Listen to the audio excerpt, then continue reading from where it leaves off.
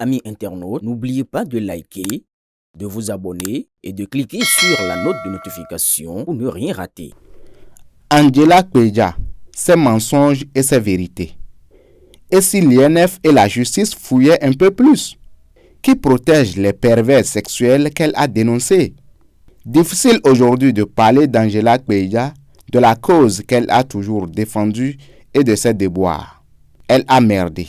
Mieux, la connerie qu'elle a faite au sujet de sa position dans cette affaire de coup d'État, heureusement déjouée le 7 décembre dernier, suffit à la faire détester de tout le Bénin. Elle n'aurait pas dû. Mais comme on fait son lit, on se couche. Une évidence qui s'impose aussi à tous les autres qu'elle n'avait de cesse de dénoncer pour les mêmes objectifs qui ont conduit à l'institution de l'INF. Kpeja, certainement, à un moment donné, en a dit plus qu'il en était. Mais tout n'était pas faux. Il y a eu des vérités qui devraient aboutir à des sanctions.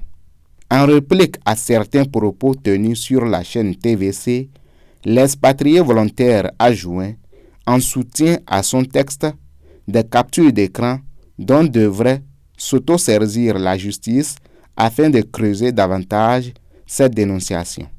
Le fait de juger une affaire sur la forme au regard des textes en vigueur ne devrait pas faire oublier la nécessité d'aller en profondeur. Dans cette affaire, soit dit en passant non élucidée, qui sont les victimes et qui sont les coupables? Une interrogation capitale qui réclame justice.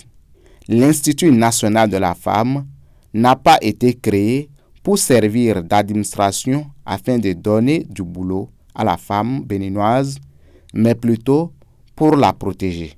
S'il y reste encore une seule victime, ces cris doivent être pris en compte.